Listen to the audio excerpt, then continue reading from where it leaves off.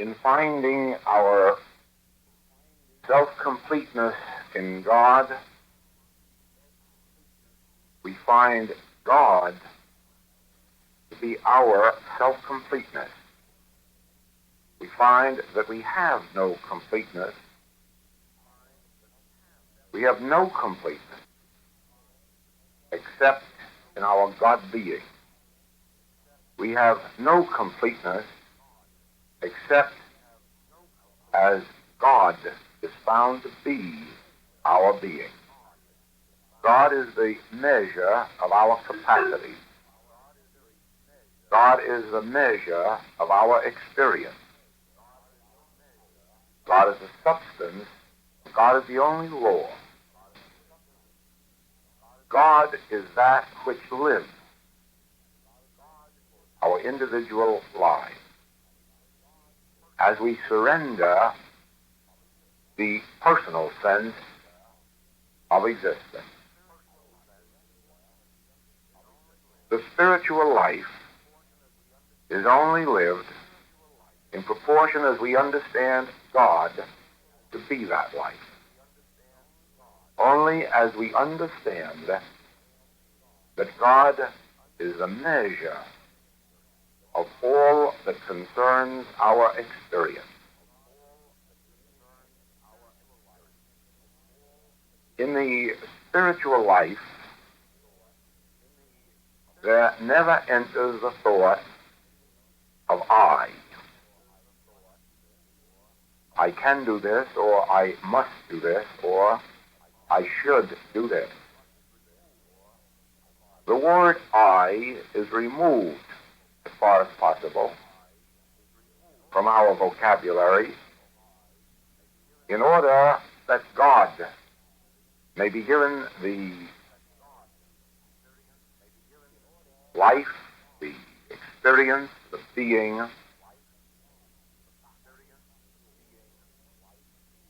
the battle. The battle is not yours, but God's. The experience is not yours, but God's. The demands upon you are not upon you, but upon God. God fulfills as God wills. God ordains and maintains.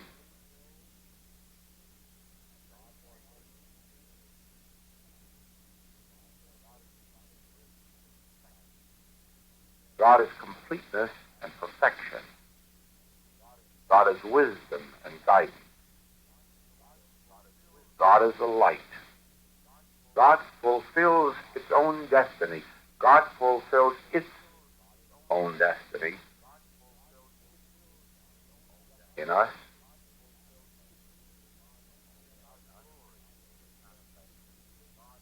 God's glory is manifested.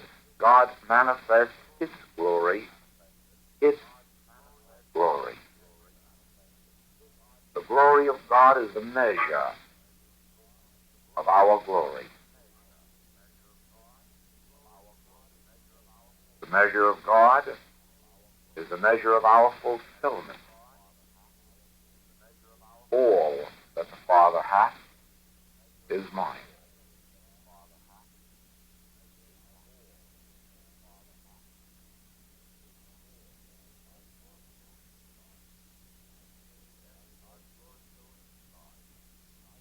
Yes, God's glory fills the skies.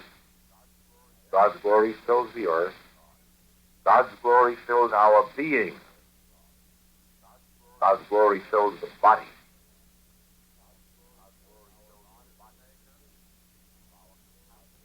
God is the measure of our capacity to do, to be, to know. To claim a capacity apart from the capacity of God is to claim a selfhood apart from God.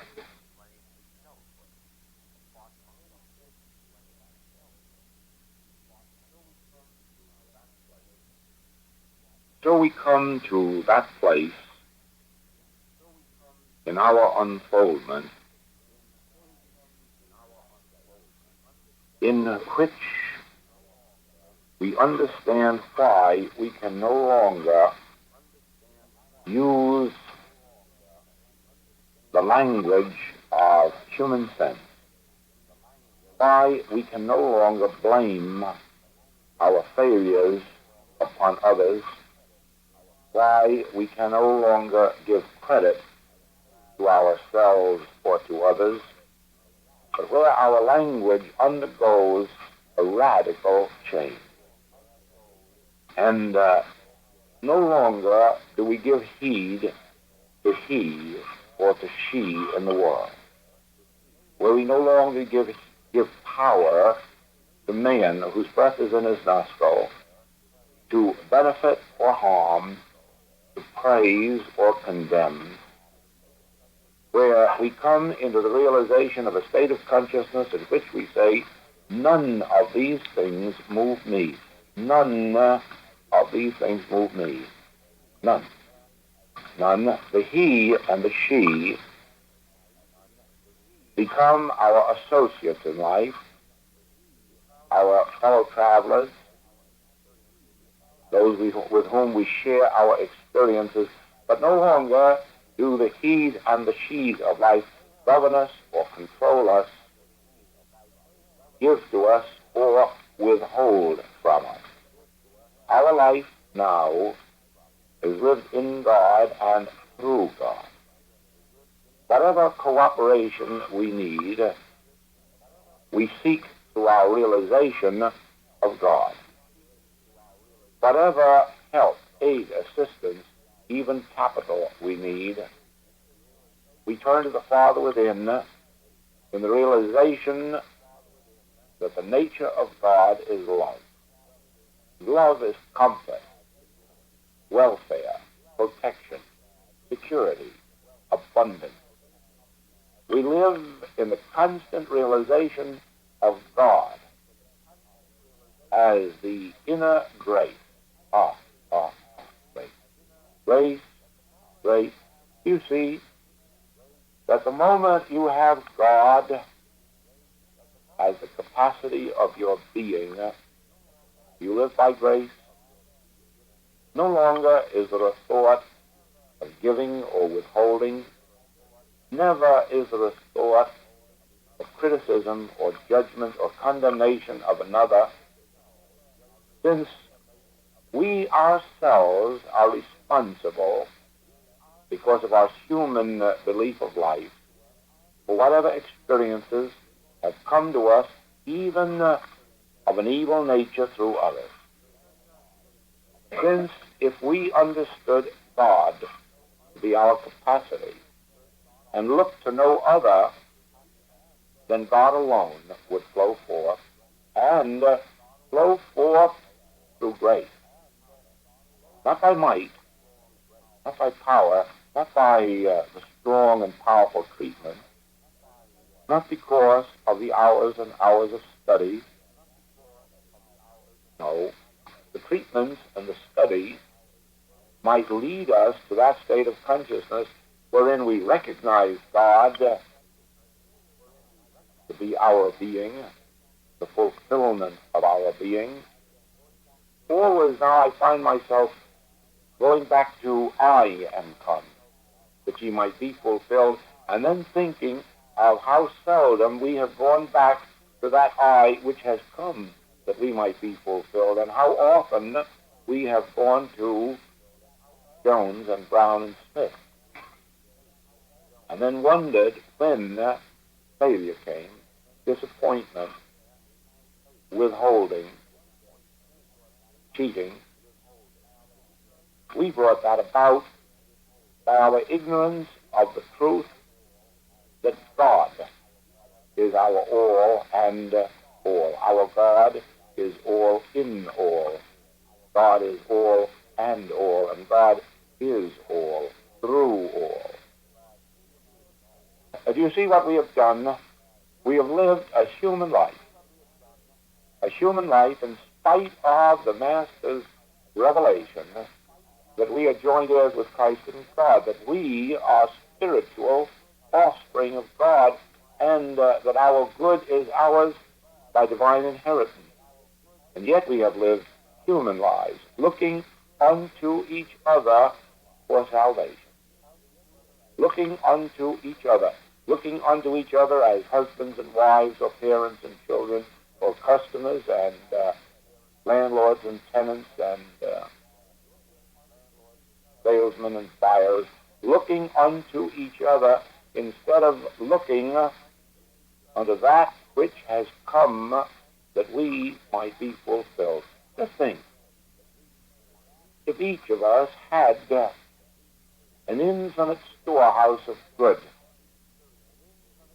which was present in our experience, that we might draw on it for the full measure of our good, and we ignored it and turned to borrowing from our neighbor, how foolish we would think ourselves. Yet that is what we have done in living the human life. Only that. That is all the human life really is. A looking to each other, a dependence upon each other, a failure to recognize that I am come. That at the center of our being is this infinite storehouse that was placed there in the beginning. Before Abraham was, I am come that you might be fulfilled. Before Abraham was, I am right there as your security, safety, protection, support, maintenance.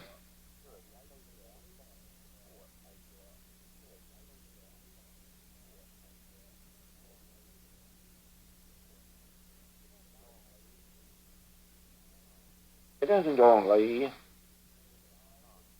that I am with you since the beginning of time,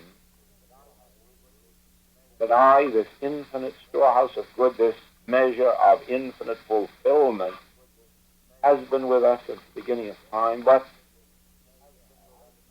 very important, I will never leave you nor forsake you.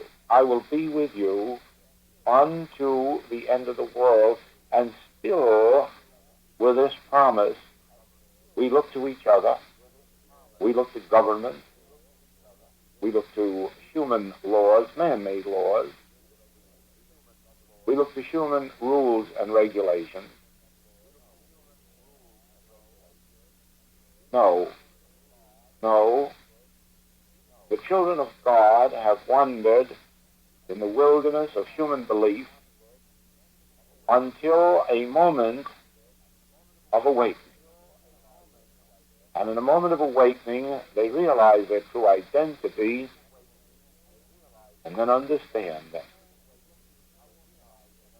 that all looking outside, all expectancy as if good could come, all of this is past. Whereas before I was blind, now I see. Now I see.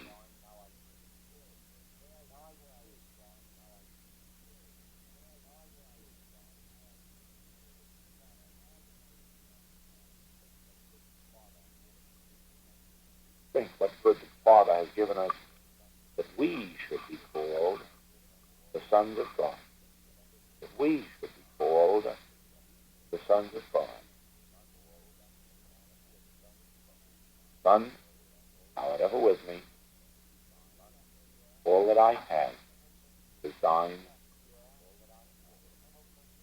We are here for the purpose of awakening, for the purpose of being awakened, to the realization of our true identity, that henceforth we may understand God to be the completeness and the fulfillment of our being.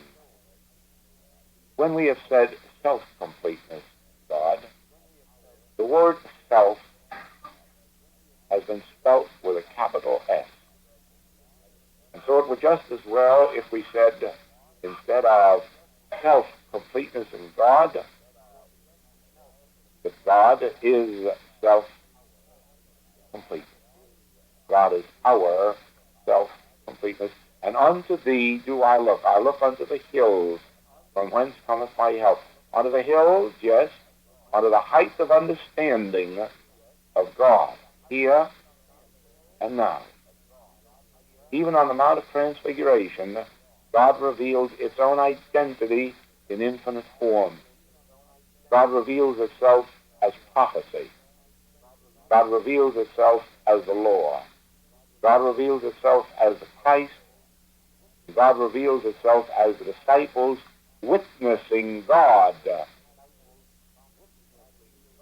as the fulfillment of prophecy, of the law, of the Messiah.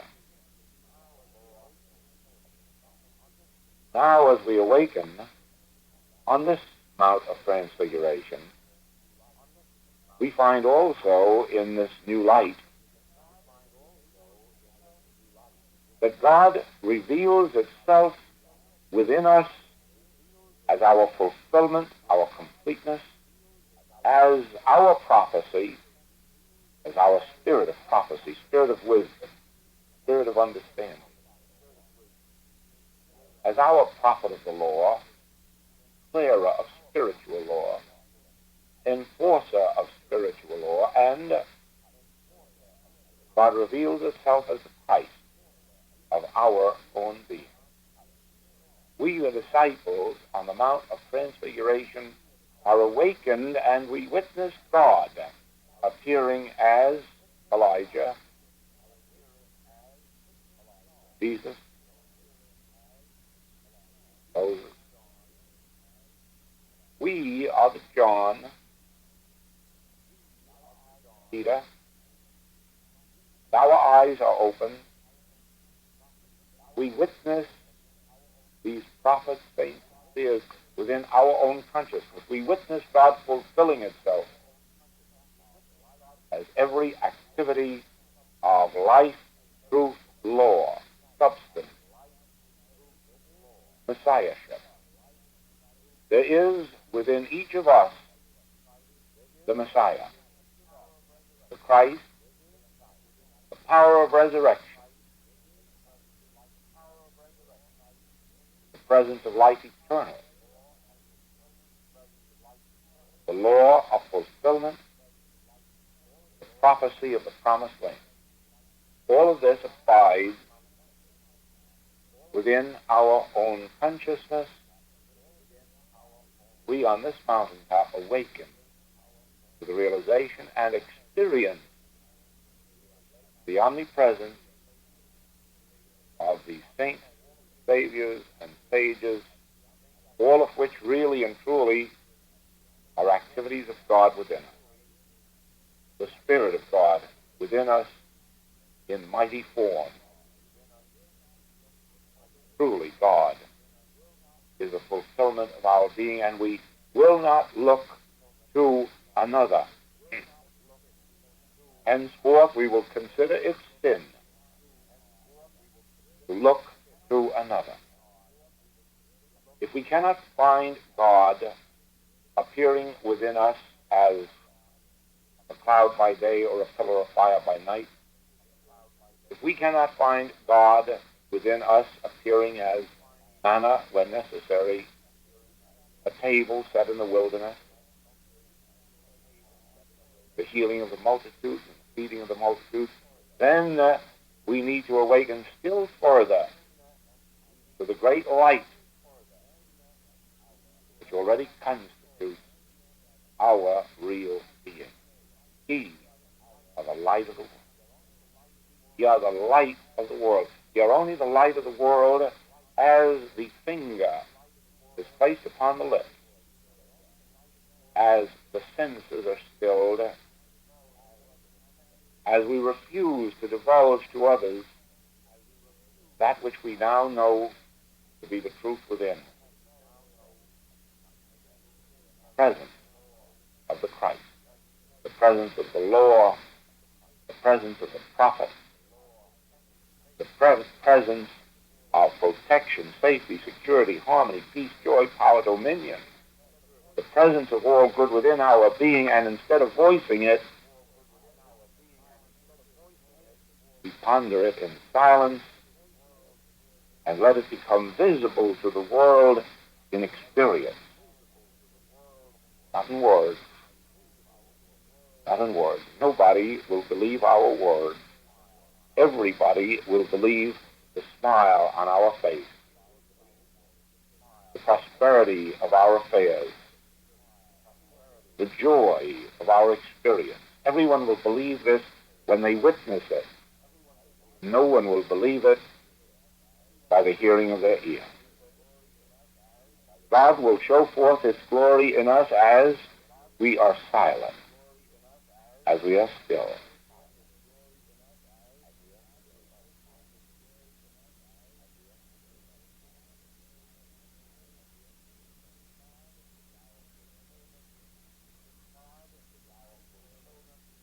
Since God is our fulfillment, we have no further responsibility. The government is upon its shoulder. The responsibility is upon its shoulder. The activity is upon its shoulder. The wisdom,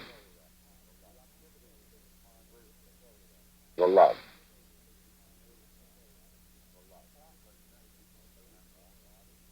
Often we must remember that the nature of God is love. And that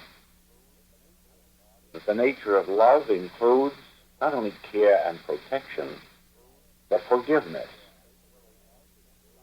And we must be as willing to forgive ourselves 70 times 7 as we are willing to forgive our friends and our enemies. It is true we have made mistakes. It may be true that we are making mistakes. Probably it is true that we will make still more mistakes.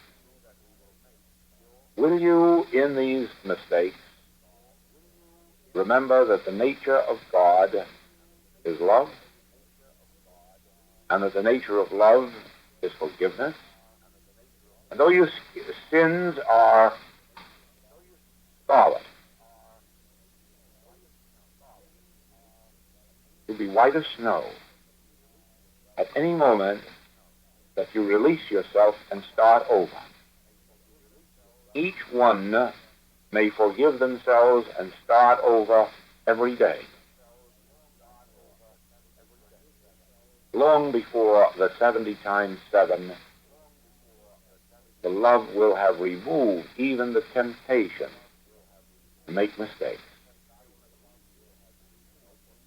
Since I will never leave you nor forsake you, not even in sin, not even in death, nor height, nor depth, nor principalities, nor powers. I will never leave you. You will never be bereft of forgiveness. You will never be without the loving and forgiving touch of the Master. So with each sin, with each mistake, begin again. Start anew. Secure in the realization of God's love and God's forgiveness. Each day, if necessary, begin at that first stage, the courtyard of the temple, and discard whatever it is of a mortal, material, or erring nature. Bathe at the labor. Cleanse oneself within and without. And then be ready to meditate, to ponder. It is in this next entrance that we meditate at the table of showbread, ponder the omnipresence of God within us as fulfillment, as substance, as the bread of life, the staff of life, the creative energy, divine being. It is on the left that we meditate and ponder the omnipresence of spiritual illumination within us. and realize that even through our sicknesses and sins and deaths, that this spiritual light has been present, awaiting our recognition, and in that realization, we can praise God, from whom all blessings flow. We can praise God at the center of our being, that we have recognized this presence as fulfillment, as the measure of fulfillment, of infinite fulfillment. Thus, in that uplifted consciousness, the veil disappears, the mist disappears, and we behold God. And we behold God not even separated from ourselves by a hair's breadth. We behold God in the temple of our own being. And we wonder how we wandered so long up and down the world, searching and seeking for that which was already established within us since before Abraham was. Since before Abraham, I was with you. I'm with you unto the end of the world. And now we know. Now we know that from the beginning of the courtyard all the way to the end, God wasn't waiting for us at that end. By our own act of sacrifice of material sense, by our own act of purification, by our own realization of the omnipresence of substance and the omnipresence of spiritual light, God was revealed as having been within the temple all the time. God was within that temple all the time, within the temple of our being. There is only one temple. The tabernacle of God is with men. It is one tabernacle. God is in that holy temple now. And that holy temple is me. That holy temple is you. That holy temple is our very being.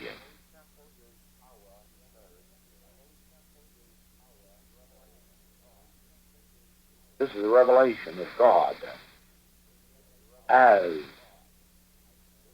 our very own being. This is a revelation of God as the fulfillment of good in our experience, and this is a revelation of why we have experienced lack and limitation in our worldly affairs. Now we recognize God as omnipresent. We recognize spiritual light as forever illumining us within. We recognize the truth as revealing the presence and power of God as the fulfillment of our being, and now we know the meaning of I am come, that ye might be fulfilled. I, the Father within me, is come that I might be fulfilled. I, the Father within me, is come that I might be fulfilled in all my ways, in all my experience, in all my capacities, in all my energies. And this I within me, this I that has forever dwelt in the temple, will never leave me nor forsake me.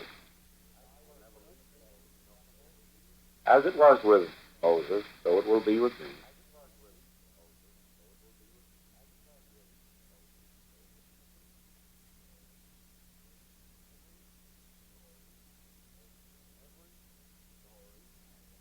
In every story of the Holy Grail,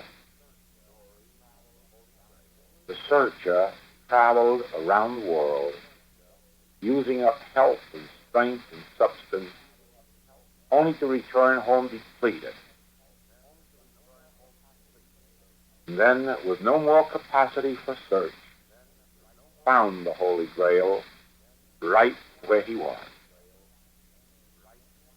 So with us, we have wandered up and down this earth seeking fulfillment. We have gone from person to person begging favors. We have gone from person to person seeking good. We have gone from city or state to city or state, hoping to find something better.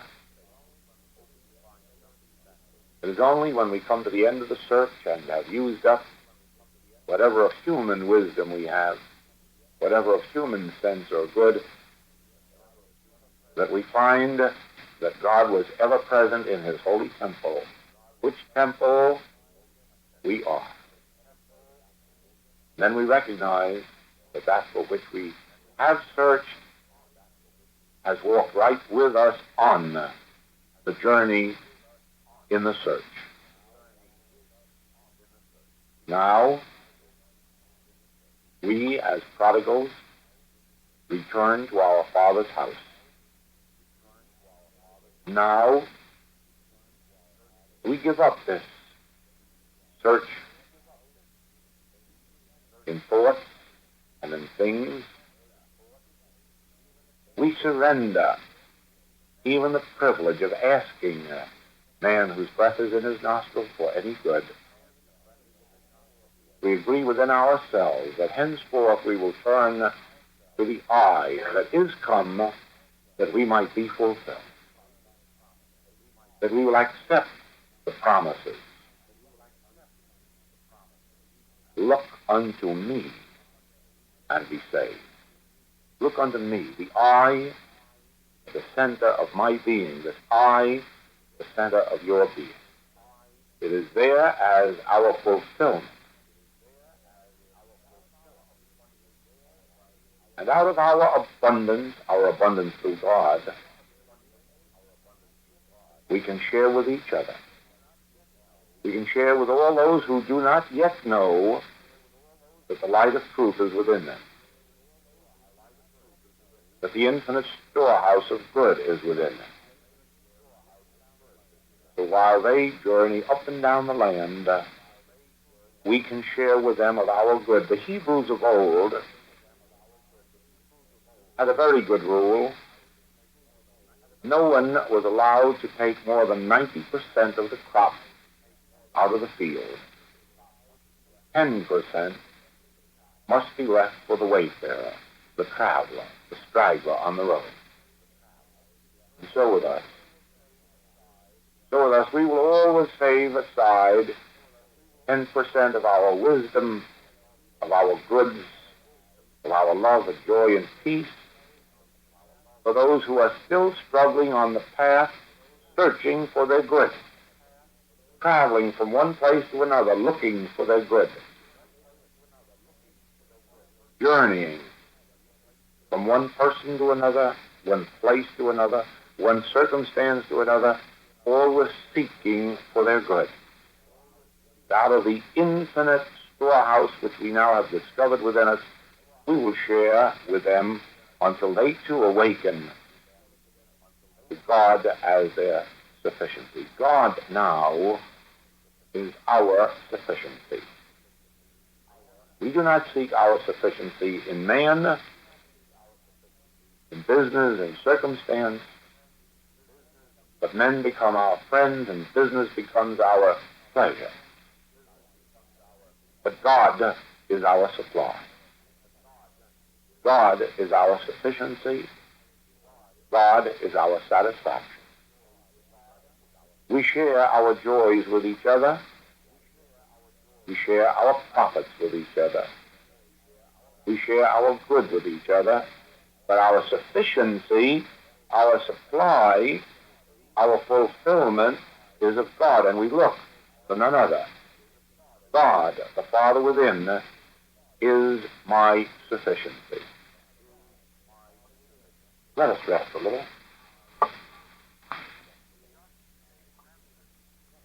Just a remnant,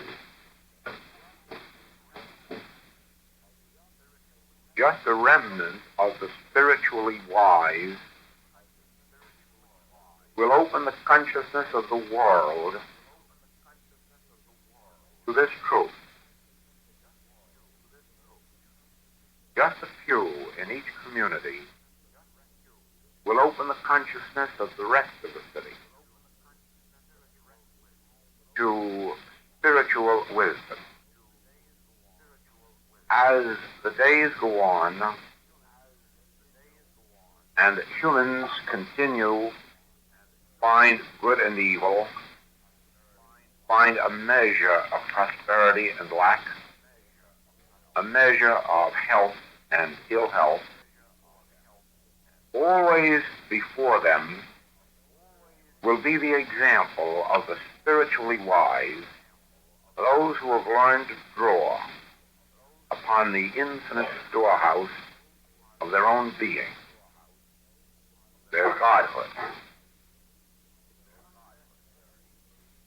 It becomes necessary that in these days the few learn in complete faith, in complete trust, through realization, of course, to seek every phase of good within their own being, to turn first in every human activity to this fulfillment within, this place of fulfillment, this activity of fulfillment, this I of our being, and seek its grace, its love. Then go out and perform those human acts necessary to our daily living, but perform them only as the outer expression, having first received the inner grace, the inner peace. Men, as such, will continue to seek panaceas in the outer world. Men will continue to seek agreement, new systems of finance, new political ideologies. Men will continue to seek in the world of human wisdom for their good. But the remnant, like the child, shall lead them.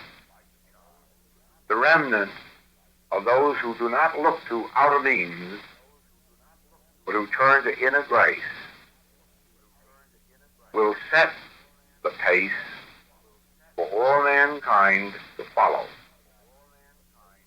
Only remember that preaching will not succeed. Preaching, telling our fellow men about this new old idea, will not win them over. On the contrary, a complete refraining from voicing this truth will more quickly convince the world of its power. The world will only judge by the fruitage it sees in our experience. If the world beholds more smiles on our faces, if the world beholds less worry, less sin, less discord, less disease, less pain, the world will seek us out. The world has always sought the light. The light has been obscured by preaching, by teaching, by talking truth, instead of living and experiencing and showing forth the glories of truth. Yes? Yes, over and over it is evident that people witness an individual here and there on the truth path, wonder what they possess, and ultimately seek it. Rarely do they seek it of those who are trying to sell it or give it away, talk it, teach it, preach it. Only those who in silence demonstrate it. The world comes to those. It seeks them out, even in hidden caves. It seeks them out even in faraway places. Throughout the length and breadth of this world, there are those who sit on mountaintops and in valleys, by rivers and in cities, in hotels and in apartments, you'd be surprised at the steady stream of humanity searching them out and finding them and asking, what have you? Share it with me. While at the same time it ignores those who shout from the housetops all the glories of God and show forth so little in the way of demonstration. You see, God is love. And we are not showing forth the fruitage of God except as we are showing forth the fruitage of love, the experience of love. Only as we are expressing love, finding love in and through each other. And love means care, protection, forgiveness, tolerance, good nature, sharing. Love has many meanings. It includes friendship, wifehood, husbandry, sonship, fatherhood, motherhood, sister. Love encompasses all of the relationships of the Godhead. And God is father and mother. God is husband and wife, and God is sister and brother. For God is all in all. And only as the spirit of love permeates our being, only as the spirit of love enables us to share, to enjoy, to cooperate, only then are we showing forth that we have touched God or that God has touched us. When our conduct then is evident through love in the world, then the world seeking love seeks us. And so the nature of the Christ is healing. How do we know when the Christ has touched us? In the healing effects on our minds, bodies, and pocketbooks. There is only one way then for us to preach Christ. Only one way for us to preach Christ. Show forth to the world good health, good supply, good conduct, good friendships, good relationships, good sharing, good benevolence. Only thus are we preaching Christ. Only thus are we preaching God. God is not preached in words, in thoughts, but in the deeds of our living. Now, God is love. So remember that we are not preaching God except through the love that we experience and that we share. God is wisdom. God is infinite intelligence.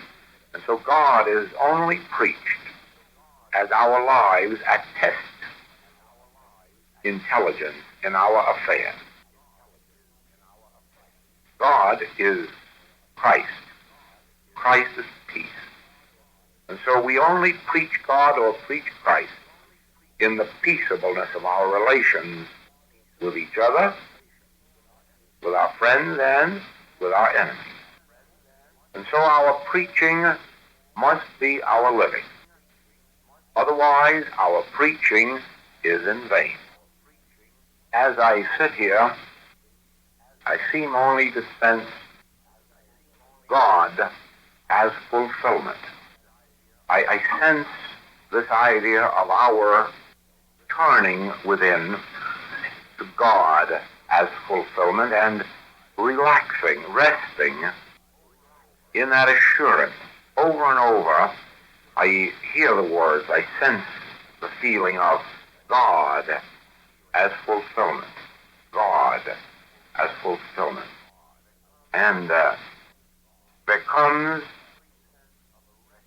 the complete sense of a resting in there, a rest, relax, relax in God as fulfillment.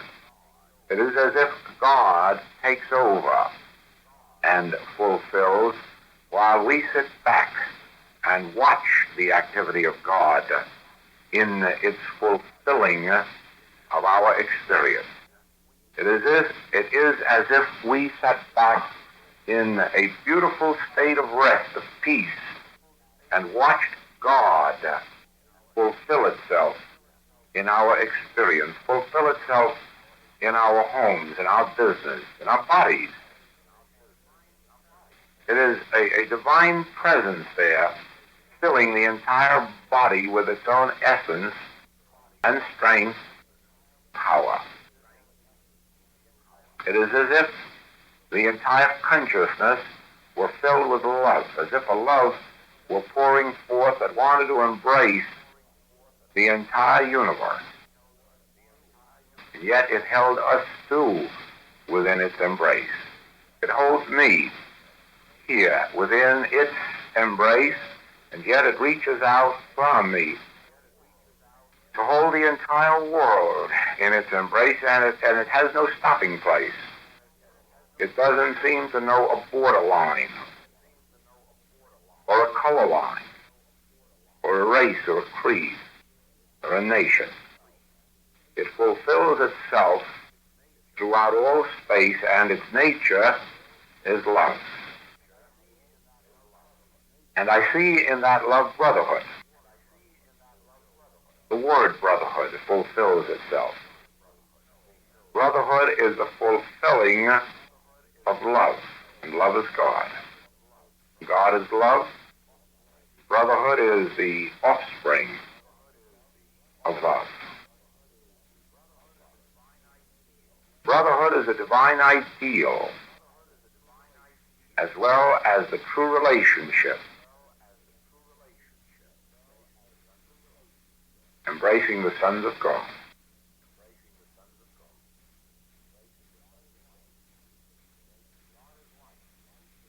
And God is life.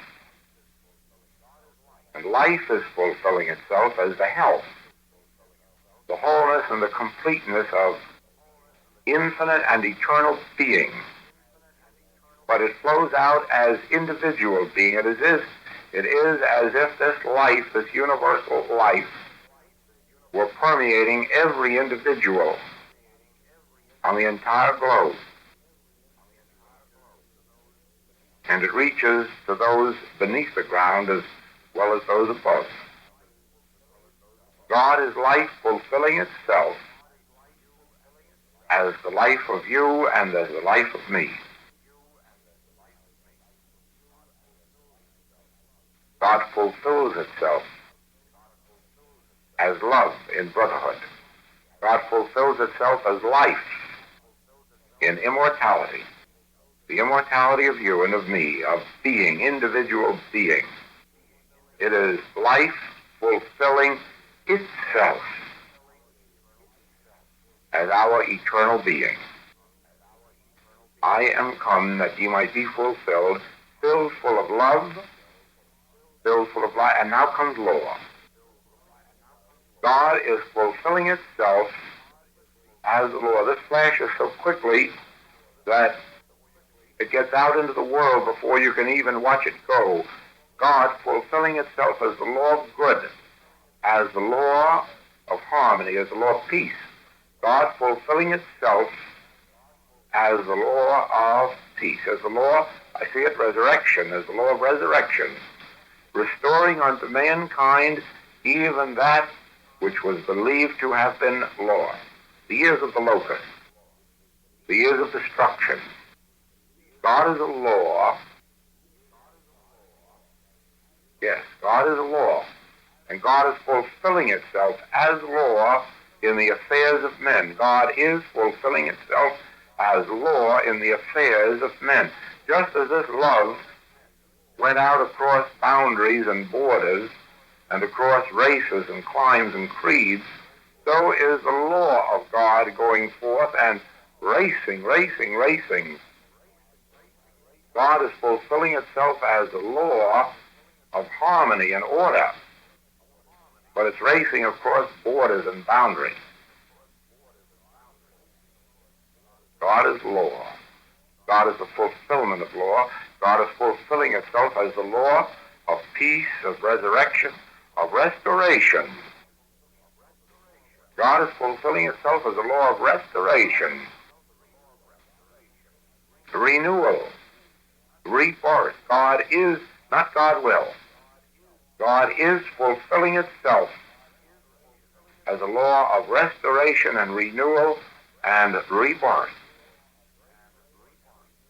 and racing across every border, every boundary, every sea. There seems to be no place where the law of God is not in operation.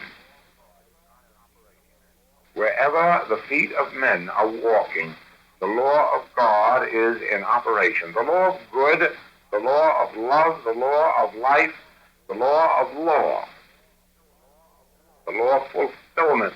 There it is again, fulfillment. The law, evidently, not only God is fulfillment, God is a law of fulfillment. God is the law establishing its fulfillment in the hearts and minds of men, in the consciousness of men, in men's consciousness, in men's souls. God is the law of fulfillment.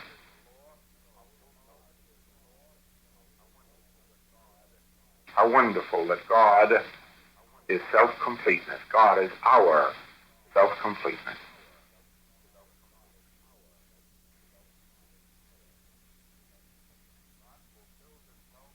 God fulfills itself as peace in the hearts of men. And this isn't quite so complete.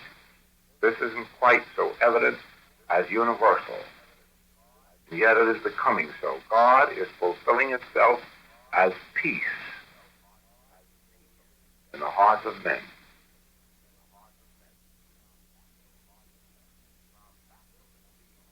From back of the scenes, you can witness God seemingly rushing out into the hearts and souls of men as peace, a rushing, a gushing forth of the peace of God into the hearts of men.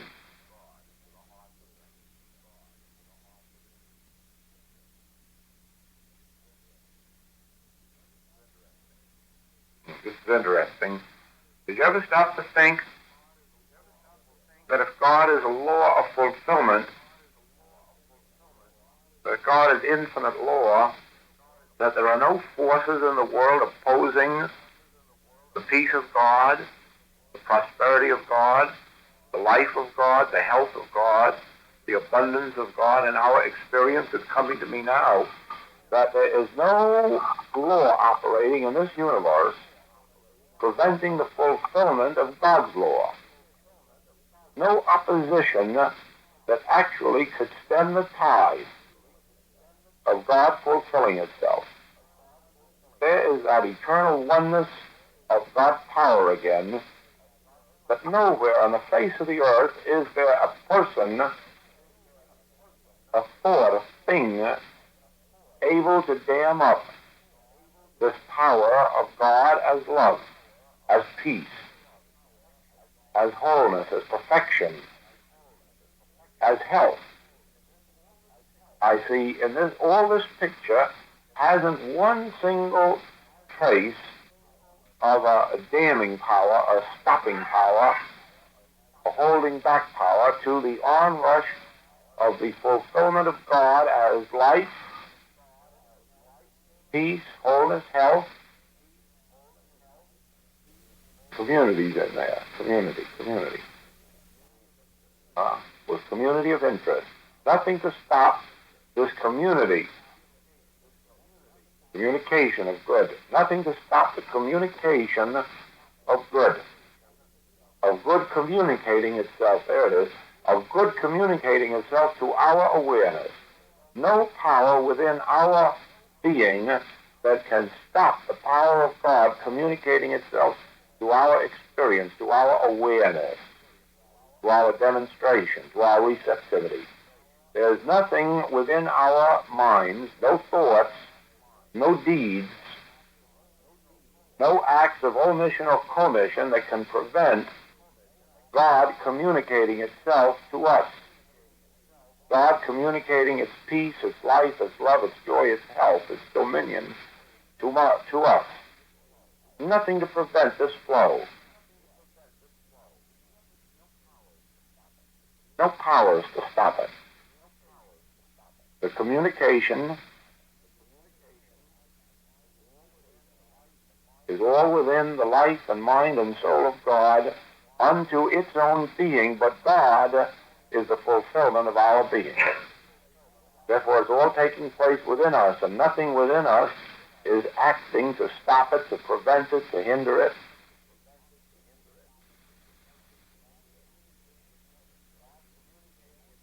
God communicating itself to us is its own power, is its own infinite power. God communicating its qualities and activities to us is its own infinite power. God communicating itself as health, wholeness, harmony, peace, joy, life everlasting, and meeting with no opposition within us. We are clear bells. Clear. Not an interference. Not a stoppage. Not an opponent. Not an opposing power. Clear. The whole atmosphere is clear, and this is permeated with God communicating itself to us as its own infinite wisdom.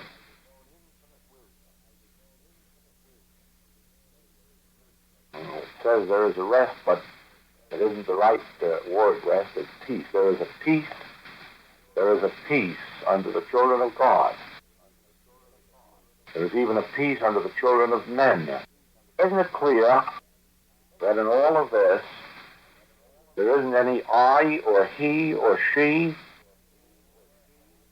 Isn't it clear that it is only God fulfilling itself, only God declaring itself, communicating itself, only God supporting, maintaining, supplying, enriching,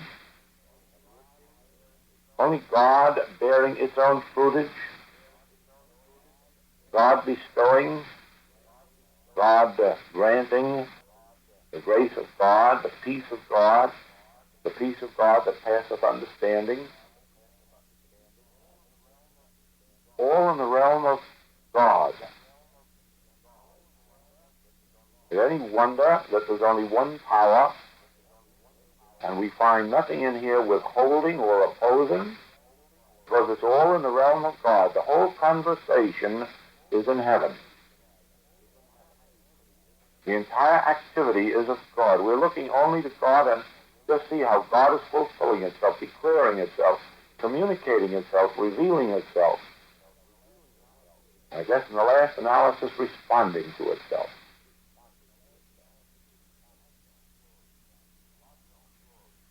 God's own glory shining in the hearts of men.